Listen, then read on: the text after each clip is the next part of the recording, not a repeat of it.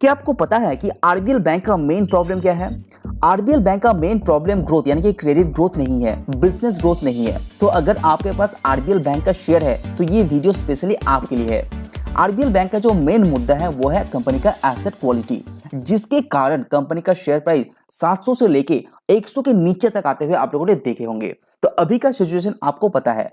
तो इस वीडियो के अंदर हम लोग जानने की कोशिश करेंगे कि आरबीएल बैंक का जो एसेट क्वालिटी है वो अभी कैसा है, जिसके कारण कंपनी इतना प्रेशर में है।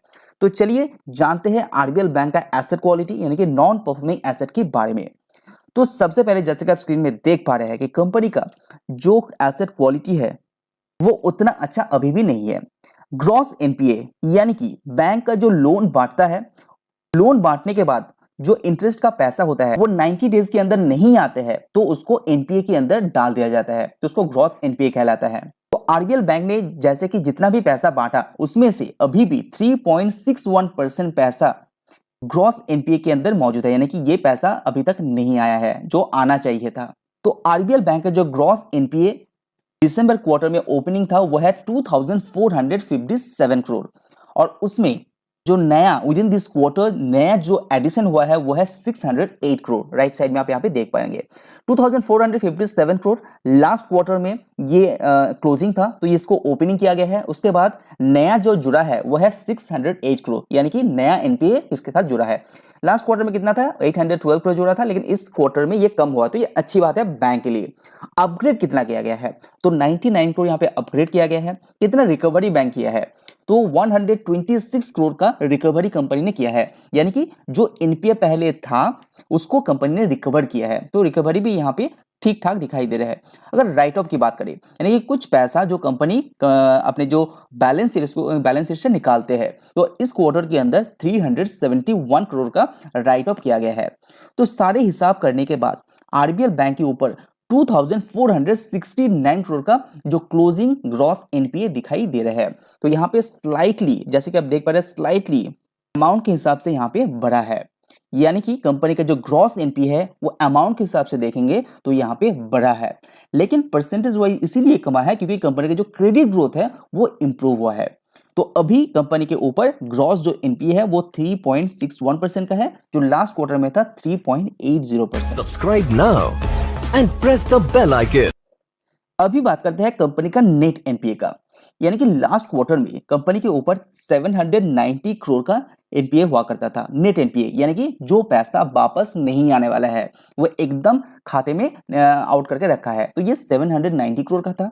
अभी भी ये अमाउंट सेम है, यानी कि आरबीएल बैंक का जो नेट एनपीए है वो अभी भी अमाउंट के हिसाब से सेम है। तो ये परसेंटेज वाइज देखेंगे तो ये डिक्रीजेंस आपको दिखाई देगा, क्योंकि मार्केट के अंदर जो लोन बांटा है वो इंक्रीज हुआ है। तो 1.26% था पहले, वो गिर के 1.18% हो गया है। ये एक के नीचे अच्छा एक नंबर माना जाता है, लेकिन अभी भी आरबीएल बैंक के ऊपर 1.18% का दिखा रहा है। उसके बाद स्लिपेजेस रेशियो को भी आप देखिए, यानी कि कितना जो नया एनपीए यहाँ पे डिक्लेयर हुआ है वो रेशियो कम होना अच्छी बात होता है। तो देखते हैं यहाँ पे जो स्लिपेजेस रेशियो है वो 0.83% से गिर के 0.61% में आया है। तो ये अच्छी बात है बैंक के लिए। जो 500 करोड़ के आसपास था वो 383 करोड़ में आ चुका है, यानी कि यहाँ पे जो ग्रॉस एनपीए के अंदर जो पैसा कंप्लीटली नहीं आने वाला होता है वो नेट एनपीए में डाला जाता है।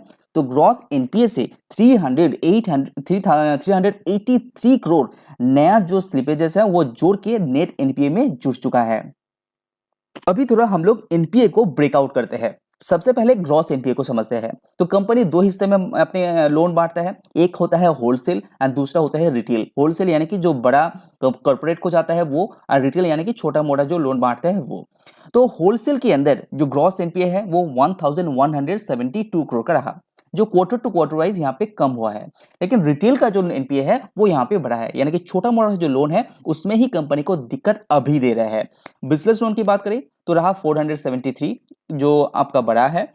क्रेडिट कार्ड की बात करें तो ठीक ठाक है। माइक्रो बैंकिंग यहाँ पे कम हुआ है तो अच्छी बात है। रिटेल एग्री के अंदर थोड़ा सा बड़ा है, अदर्स के अंदर भी थोड़ा सा बड़ा है। तो सब मिला के करीब करीब 2469 करोड़ का ग्रॉस एनपीए अभी है, जो क्वार्टर टू क्वार्टर देखेंगे तो थोड़ा अमाउंट के हिसाब से बड़ा है। नेट एनपीए की बात करते हैं। तो जब नेट एनपीए की बात करें तो वहां पे होलसेल के अंदर थोड़ा सा इंप्रूवनेस दिखाई दे रहा है क्वार्टर टू क्वार्टर वाइज, जहां पे 362 करोड़ का नेट एनपीए था कॉर्पोरेट का, वो यहाँ पे कम होकर 322 में आ गया है। लेकिन रिटेल का जो एनपीए है, नेट एनपीए है, वो यहाँ पे बड़ा है, 428 से इंक्रीज होके 468 में आ चुका है। और यहाँ पे सारे को मिला के यहाँ पे अमाउंट देखिए नेट एनपीए का, वो सेम रहा है। तो मुद्दे की बात यह है कि कंपनी का एनपीए इंक्रीज हो रहा है। तो अगर आपके पास ये शेयर है, अच्छी तरह से रिसर्च कीजिए, उसके बाद ही निवेश करिए।